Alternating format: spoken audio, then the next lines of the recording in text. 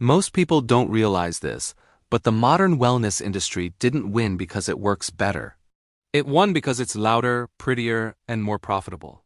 I've been studying plants long before superfoods became a marketing word, and if there's one truth, I've learned the hard way, it's this. The most effective plants are usually the ones nobody can trademark, bottle, or hype on a podcast. They grow for free, they look unimpressive, and because of that they get ignored. Here's the uncomfortable part. A lot of people watching this right now are spending money they don't to have on supplements they don't need, while walking past plants that have been used for generations to do the same job, sometimes better. This isn't a feel-good nature video. This is real-world knowledge that used to matter when people couldn't afford mistakes. And if you're broke but smart, these plants matter more than supplements ever will. What makes this video different is simple. I'm not repeating the same recycled list you've seen everywhere else. I've tested these. I've studied the ethnobotany. I've listened to growers, foragers, and old-school herbalists who don't sell anything. Some of these plants were once common knowledge in America. Others were quietly pushed aside when they stopped being profitable. None of them are trendy. And that's exactly why they work. Let's start with one most people treat like a nuisance. Plant number 1. Common plantain, Planago major. Not the banana, the weed. If you've ever walked through a lawn in America, you've stepped on it. Flat leaves, tough veins, zero respect, and that's a mistake. Common plantain was once called white man's footprint by native tribes because it followed settlers everywhere and for good reason. This plant is a frontline responder. Cuts, bites, stings, skin irritation. This was the plant you reached for when nothing else was available. Chewed leaves, crushed poultices, quick application. It's not glamorous, but it's effective. I've seen people dismiss it because it's too common, which tells me immediately they've never needed it. Fancy products fail. This plant doesn't. Plant number 2, SELF heal, Prunella vulgaris. The name sounds like marketing nonsense, which is probably why people ignore it. But SELF heal earned that name long before branding existed. This low-growing purple-flowered plant used to be part of standard American home medicine. It shows up in old farm manuals, battlefield references, and early herbal texts. What makes it special isn't one miracle effect, it's versatility, internal use, external use, teas, washes. When people ask me what plant I'd keep if I could only choose one for general resilience, this is always in the conversation. It's subtle, not flashy, and that's why it never got famous. Let me pause here and ask you something honestly. How many of the plants you've been told are essential are actually growing around you right now? Drop a comment later because most people are shocked when they realize the answer. Plant number 3, yarrow, Achillea millefolium. This one has a reputation, but not the right one. Yarrow is usually mentioned in passing, lumped into generic herb lists, and then forgotten. That's a mistake. Historically, this was a crisis plant. Bleeding, inflammation, digestive stress, fever management. This wasn't casual tea drinking stuff. This was a plant you used when things went wrong. The reason I respect yarrow is because it's honest. It doesn't pretend to be gentle. It works when applied correctly, and it reminds you that plants aren't toys. Most modern lists water it down. That's not how it was used, and that's not how it earned its reputation. Plant number 4, Cleavers Galium aperine. If you've ever walked through woods or fence lines and come out covered in sticky green strands, you've met cleavers. Most people curse it and move on.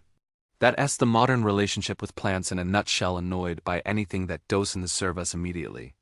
Cleavers has a long history tied to internal cleansing and lymphatic support, but nobody talks about it because it doesn't come in a capsule and it doesn't taste great.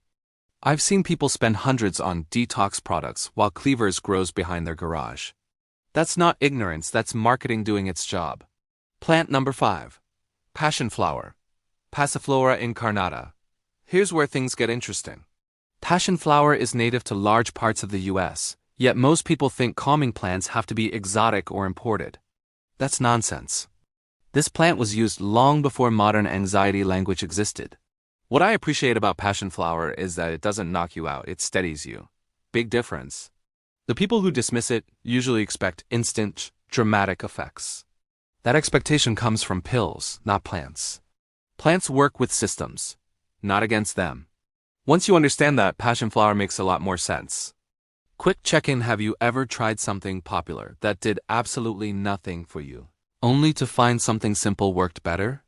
That experience is more common than people admit. Plant number 6. Bee balm, Monarda didyma. Most Americans know bee balm as a garden plant, if they know it at all. What they don't know is that it was a staple among indigenous communities and early settlers, especially when imported remedies weren't available.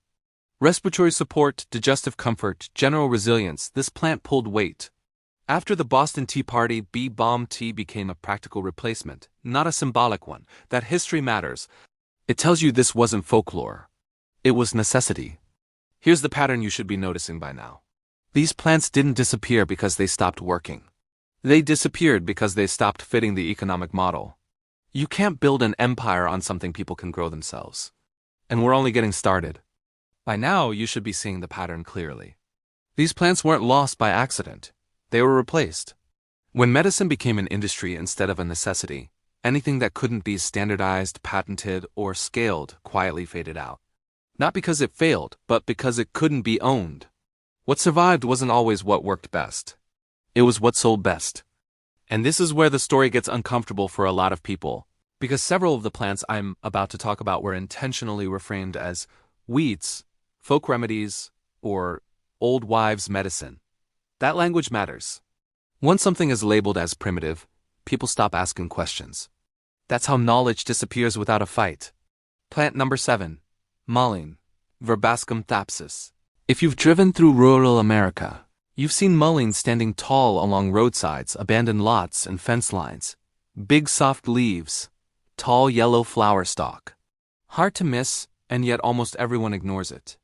Historically, this plant was associated with respiratory support, especially in harsh environments where smoke, dust, and cold air were unavoidable. What makes mullein interesting isn't just what it does, but where it thrives.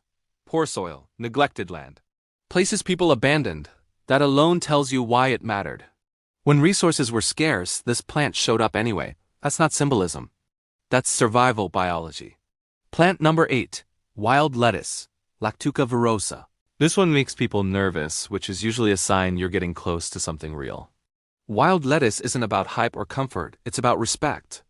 This plant was traditionally used for pain and rest, long before modern solutions existed. And no, it's not the same as grocery store lettuce, despite the name. The reason wild lettuce gets buried in modern conversations is because it doesn't fit clean narratives. It requires knowledge, restraint, and context. Those things don't sell well.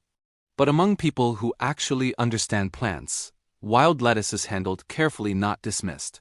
Let me ask you this. Why do you think so many plant conversations are sanitized now?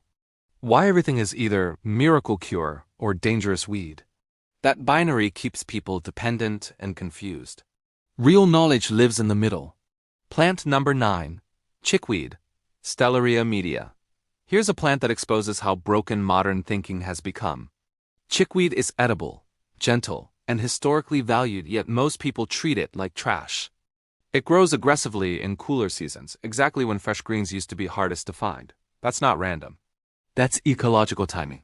People once relied on chickweed for nourishment and balance, especially when diets were limited. Today it gets ripped out and sprayed without a second thought, while people pay premium prices for spring greens shipped across the country. That contradiction alone should make you pause. Plant number 10. Black walnut, Juglans nigra. Now we're getting into territory that used to be common knowledge and is now almost completely ignored. Black walnut, especially the hulls, played a role in traditional practices related to internal balance and resilience. This tree isn't subtle. It dominates the space around it, changes the soil, and asserts itself aggressively. That same intensity shows up in how it was historically used. This wasn't a daily tonic, it was a targeted tool. And tools make people uncomfortable when they don't know how to use them. Plant number 11. Goldenrod, Solidago spp. Let's clear something up. Goldenrod does not cause seasonal allergies. That myth alone erased one of North America's most useful native plants from public perception. While people blamed it, ragweed slipped under the radar. Goldenrod has been associated with urinary and seasonal support for generations, yet now it's dismissed as a nuisance flower.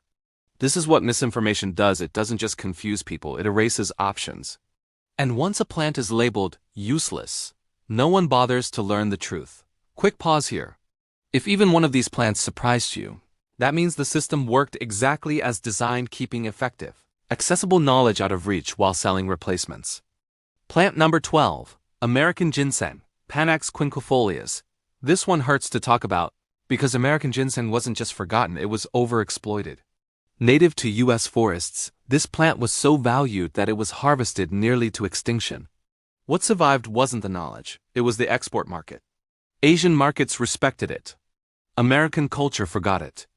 That should tell you something about how value is determined. When something becomes too valuable, access disappears. And when access disappears, so does familiarity. Plant number 13. California poppy, Asolcia californica.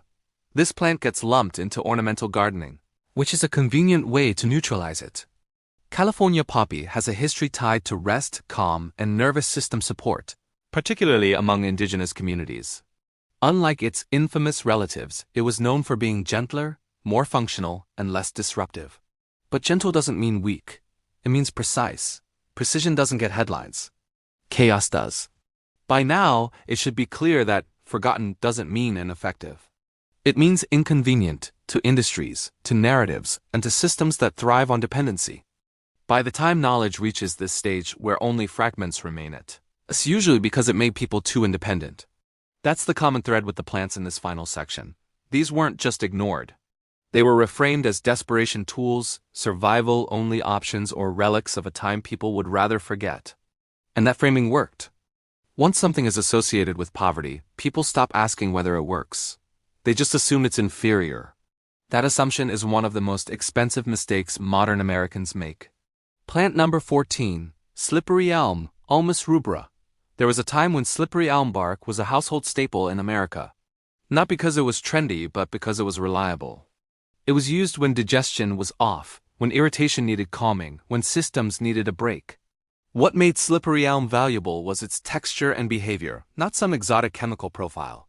It soothed, it buffered, it supported. Those are not dramatic effects, so they don't survive in a culture addicted to instant results.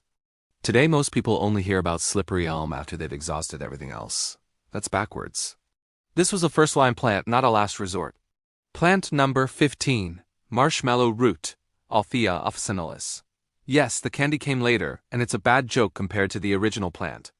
Marshmallow root was named for its function, not its flavor. Like slippery elm, it was valued for its ability to coat and calm irritated tissues. The reason plants like this vanished from mainstream use is simple. They don't force results. They allow the body to recover without aggression. That philosophy doesn't align with modern intervention-based thinking. But if you've ever dealt with chronic irritation, you already know brute force usually makes things worse. Let me be blunt for a second. If your definition of working only includes feeling something immediately, you've already been trained out of understanding plants. Plant number 16, shepherd's purse, Capsella borsa pastoris. This plant gets no respect, and that's exactly why it belongs on this list. Shepherd's purse grows wherever humans disturb the land. Construction sites, roadsides, empty lots. Historically, that made it accessible when nothing else was. It was used in practical, situation-specific ways, especially when resources were limited. The modern world hates plants like this because they don't fit lifestyle branding. They're functional, not aspirational. And function is threatening when you're selling image. Plant number 17, sumac, Rus spp. Non-poison varieties. Say the word sumac and most Americans think poison. That confusion erased an entire category of native plants. Edible sumac, particularly staghorn sumac, was traditionally used for hydration and nourishment. Tart, vitamin-rich, and refreshingly simple. But nuance doesn't survive mass education. One dangerous relative tainted them all. Meanwhile, people pay premium prices for imported sour flavorings while edible sumac dries on the branch. That's not evolution. That's misinformation doing damage. Quick reality check: how many things did you write off just because someone told you to without explanation? Plant number 18, nettle, Urtica dioica. This one is almost poetic. Nettle literally stings you for touching it wrong, and people take that personally. But once processed correctly, it becomes one of the most nutrient-dense plants available. That contradiction is why nettle survived in serious traditions but never went mainstream. It demands respect. You can't mindlessly consume it. You have to learn it, and learning creates independence. That's a recurring problem for systems built on convenience. Plant number 19. Pawpaw, Asamina triloba. This might be the most American plant on the list, and one of the most forgotten. Pawpaw is a native fruit that once fed entire communities. It doesn't ship well, it bruises easily. It ripens fast. In other words, it's useless to industrial agriculture. But nutritionally and historically, it mattered. People didn't forget pawpaw because it wasn't good. They forgot it because it couldn't be commodified. That's a different kind of failure. Plant number 20. Boneset, Eupatorium perfoliatum. We're ending with a plant that tells the whole story in its name. Boneset earned its reputation during periods when illness wasn't theoretical, it was survival. This wasn't a casual herb. It was used during real hardship when comfort mattered less than function. Over time, as society distanced itself from those realities, boneset became too old, too harsh, or too primitive. But plants don't lose relevance just because people get comfortable. They wait. Here's the truth most people don't want to hear. If the systems you rely on vanish tomorrow, these plants wouldn't suddenly become valuable. They already are. The only thing that changed is whether you were taught to recognize that value. So here's the final expert takeaway, one you won't hear often. The best plant knowledge doesn't make you feel special. It makes you less dependent. And anything that does, that will always be pushed to the margins. If this changed how you look at the ground you walk on, that's a good sign. Like the video, subscribe if you want more real knowledge without hype, and remember this: being broke isn't the problem. Being uninformed is. And now you know better.